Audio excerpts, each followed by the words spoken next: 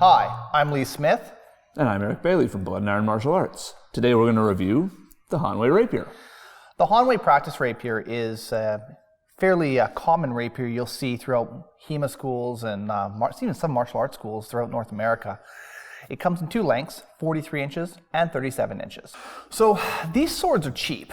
When I say really cheap, they're really cheap. They've gotten more expensive over the years, but when I bought some of these, they were as low as like $150. So they're really cheap. But now I think the MSRP you said was something around $265. $265. Some places retail for $205. That's US? That's US dollars. Okay. I got mine used for $50, and it's serving me still today. The guard is really strong. It's almost indestructible. I mean, my very first one of these was a Hanwei Rapier, and I mean, this is 10 years old, but this is back when the quality's a little better. It's seen tons of fights. Students have bent this in. You can see it's even bent there. It's pretty funny. And they look nice on our wall. Mm-hmm. Go out to wall screenshot. So the Hanwei Rapier is a good safe starting rapier. It has almost no break-in period. You can just pick it up and go. Like I said, I used the 36 or 37 inch myself, and it feels good in the hand. It has good balance. This is kind of it's actually learned on these too. I did, yeah. So they're not bad. They're not a bad starting tool. The Hanwei Rapier has some inconsistent quality issues. For one, the longer rapier is a little bit floppy. The handle is also often poorly made. Underneath the wire wrapping, it's just a piece of plastic, which often has to be re-glued when we take it apart. And I'm not a big fan of the pommel either. It's very light. It could definitely be heavier. And the little teardrop nub at the bottom of the pommel doesn't seem to serve any useful purpose. Just gets in the way. So the 43-inch version of this is just way too floppy. Like, I mean, it's really a pretty crappy blade. With that said, once I was fighting a guy with one of these 43-inch blades, and I plowed right through with my Angus trim, and I broke it in 3 pieces. And I mean, as cool as that was, it really wasn't cool for the guy who owned the sword, but it was pretty cool still. Other things too, you'll find that because they're floppy, it's difficult in tournaments to judge accurately or even practice accurately in trying to constrain the blade at speed, because the blade will flop all around. I've seen it interweave in other blades or kind of make a weird flat whack to the person's side afterwards. You have to have a very skilled judge and director team to deal with that as well. The other thing too is without a blunt on them, they are not really that safe to fence with.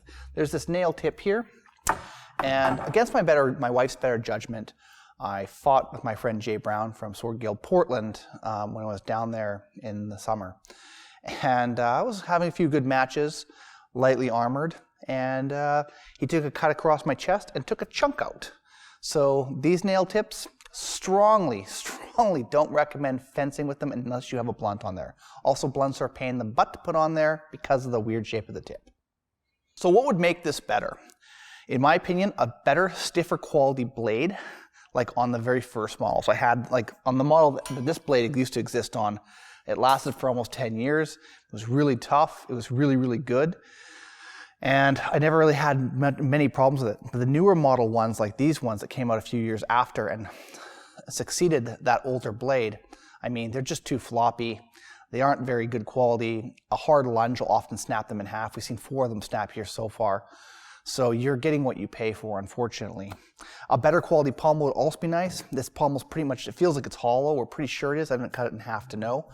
But if it isn't, it's just very cheap metal. And this teardrop shape is extremely annoying. You drop it on your foot, hurts like hell. You drop it on your mats, puts a hole in the mat. I mean, I don't like the teardrop pommel at all. No, the tip is also a big problem. I would much prefer to see a rolled or spatulated tip. And again, the handle with the plastic interior needs to go. A simple wooden handle inside the wire wrap would do much better.